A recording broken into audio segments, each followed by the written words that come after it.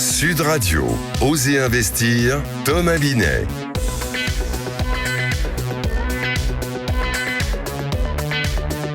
Alors Thomas, au sommaire d'Oser investir ce matin. Eh bien Laurence, on va parler de location meublée et notre invité Amaury Calonne, président de Monetivia. On va parler de nue propriété. Est-ce une bonne façon d'investir? Et puis Sabine Tellier, notre experte en gestion de patrimoine, qui va nous parler des prêts à palier. Au cœur des quartiers pour mieux vous conseiller, le réseau Century 21 et ses 960 agences immobilières vous présentent Sud Radio, Osez investir, le conseil de la semaine. Alors Thomas, pour commencer, vous abordez donc le sujet de la location meublée. On va peut-être rappeler ce qu'est la location meublée. Absolument Laurence. Alors la location meublée, c'est une forme de location immobilière où le logement est loué avec un ensemble de meubles et d'équipements nécessaires à la vie quotidienne, contrairement à la location nue où le locataire doit apporter son propre mobilier. Alors la location meublée comprend déjà tout ce qui est nécessaire pour vivre confortablement dans le logement. Enfin, normalement. Normalement, c'est ça. Alors pour qu'on comprenne bien, la location meublée, c'est par exemple tout ce qui se passe avec Airbnb. Oui, entre autres, Laurence. Et c'est environ 110 millions de nuitées enregistrées par an. Elle génère du coup une pénurie de logements pour résidence. On le voit d'ailleurs à Paris, dans les grandes métropoles, et on va le voir d'autant plus pour les Jeux Olympiques qui arrivent. Alors, le législateur cherche la parade pour réorienter le système locatif vers des locations longue durée. Alors, comment il s'y prend? La fiscalité, toujours la fiscalité.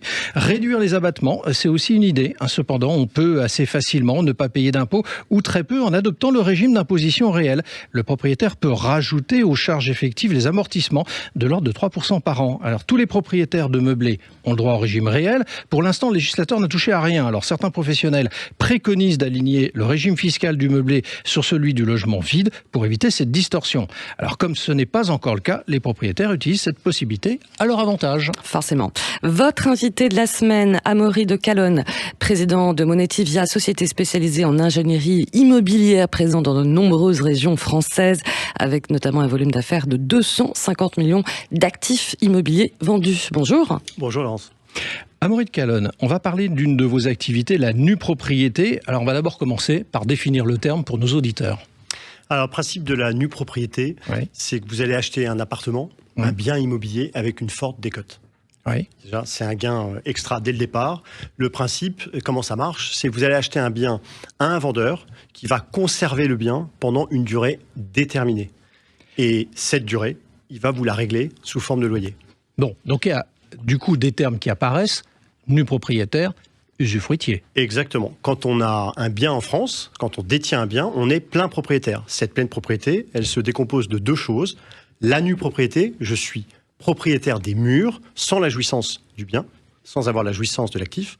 Et l'usufruit, j'ai l'usage du bien. Mais alors, pourquoi dissocier les deux en soi? Parce que la plupart des propriétaires, la France est un pays de propriétaires, ils sont entre guillemets, si je peux associer les deux, nus propriétaires et usufruitiers en fait. Absolument, mais vous avez des propriétaires qui peuvent vouloir monétiser leur actif immobilier, en tirer des liquidités, et ça auprès d'investisseurs qui veulent échapper tous les inconvénients du locatif. Alors du coup, c'est en fait une forme de placement plus intéressante que d'autres, notoirement, à vous entendre? C'est beaucoup plus intéressant que le locatif, parce que ça vous permet de sécuriser votre opération. Le principe étant de toucher tous les loyers par avance sous forme de réduction de prix. Mais alors, quels sont les intérêts? On va essayer d'être très concret ce dimanche matin pour que celui qui nous écoute, qui se dit tiens, c'est peut-être une manière de placer mon argent autrement. Quel est son intérêt? Alors, on va d'abord parler du nu propriétaire, après je vous entraînerai sur l'usufruitier.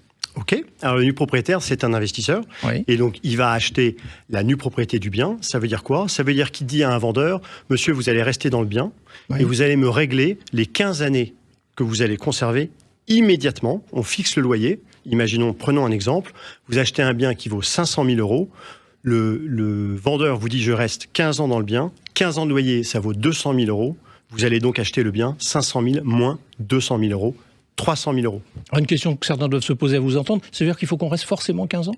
Ça veut dire que celui qui a pris les 15 années vous a pré-réglé ces 15 années de loyer. Donc pour l'investisseur, c'est ça qui est génial. Il a encaissé immédiatement sous forme de réduction de prix tous les loyers, les futurs loyers à percevoir.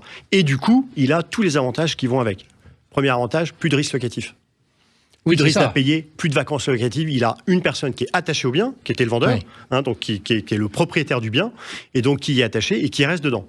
Il n'aura pas à traiter des locataires et à enchaîner les locataires sur 15 années. Deuxième énorme avantage, tous les loyers qu'il a perçus sous forme de réduction de prix, il les a perçus net d'impôts. C'est pas passé par la case trésor public. Oui, donc c'est une fiscalité avantageuse. C'est une fiscalité très avantageuse. Et puis après, il y a tous les coûts qui vont à côté, auxquels il va échapper. Premier, les droits de mutation, ce qu'on appelle communément les frais de notaire, ne seront pas calculés sur les 500 000, mais sur la valeur de la nue propriété. C'est quand même 7,5% de gain sur la décote. Ouais. Vous avez également toutes les charges de copropriété et la taxe foncière qui restent du côté du usufruitier. L'investisseur, il n'y a pas de flux avec l'investisseur, aucun flux financier. Et ça, quand vous êtes parisien, par exemple, je sais que je suis sur Sud Radio, mais la taxe foncière l'année dernière, c'est plus 62%. Donc quand vous êtes propriétaire, ou nu propriétaire, vous êtes content de savoir que ça reste côté usufruitier. Et puis après, il n'y a aucune gestion, évidemment. Vous n'avez aucune gestion, vous avez été préréglé tout de suite. Rendez-vous dans 15 ans pour la récupération du bien. Donc c'est un investissement, entre guillemets, je dis bien entre guillemets, qui dort pour vous. C'est-à-dire qu'il n'y a rien à faire. Complètement. C'est exactement ça. Vous êtes totalement serein. Vous avez encaissé d'une certaine manière 100% des gains futurs tout de suite. Oui. C'est en portefeuille. C'est un outil parfait de constitution de patrimoine. C'est un outil parfait pour la retraite, en réalité. Oui, parce que c'est un produit retraite, c'est ce qu'il faut dire. C'est pas pour toucher des gains que sous 15 ans, entre guillemets, ou une durée courte. C'est vraiment du long terme, c'est de l'investissement long terme. C'est la condition de ce type d'investissement, c'est un investissement de long terme. Il ne faut surtout pas vouloir récupérer le bien dans 2 ans ou dans 3 ans. C'est j'investis, je mets en portefeuille, investissement coffre-fort par excellence, je récupère à l'extinction de l'usufruit. Alors, l'usufruitier, justement, en parlons-en un peu. Oui. Quel est son intérêt d'aller dans une approche de cette nature? Son intérêt, c'est, comme je l'ai rappelé préalablement, c'est de tirer des liquidités d'un actif qui aujourd'hui stocke en valeur la majorité de son patrimoine, et qui va lui permettre qui lui rapporte rien, puisqu'il l'habite, et qui lui coûte. Absolument. Et donc là, l'idée, c'est de prendre une partie de cette valeur et de pouvoir l'utiliser pour donner à ses enfants tout de suite. Il y a beaucoup d'enfants qui ont besoin maintenant, pas de récupérer au décès des parents, mais de récupérer maintenant une partie qui ont besoin d'argent. Et ça permet aussi à ces parents de profiter de leur retraite. Ils ont travaillé toute leur vie, ils monétisent, et ils peuvent acheter une résidence secondaire. Avec ça, ils peuvent profiter de la vie grâce à ces subsides. Olivier de Calonne, on le dit souvent le dimanche matin d'Oser Investir, chaque investissement, il y a un risque par nature, c'est jamais un long fleuve tranquille. Quels sont les risques, ou le risque peut-être, il y en a peut-être qu'un, et pour autant qu'il y en ait un d'ailleurs, dans ce type d'investissement? Il n'y en a pas beaucoup. Je dois quand même dire les choses. Honnêtement, il n'y en a pas beaucoup. Il y a un risque immobilier, de fait. Vous faites un investissement immobilier, donc il peut se casser la figure. Mais pourquoi je dis qu'il est très limité, ce risque? C'est que vous allez acheter ce bien avec une forte décote.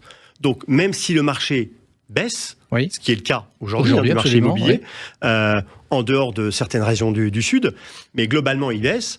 En achetant à moins 30, moins 40% l'actif, vous avez une forme d'amortisseur. Et comme vous êtes sur un investissement de longue durée, vous aurez récupéré la hausse le jour où vous récupérez le bien. Merci à vous et à suivre donc ce type d'investissement un petit peu nouveau pour certains qui nous écoutent ce dimanche matin. Merci Thomas.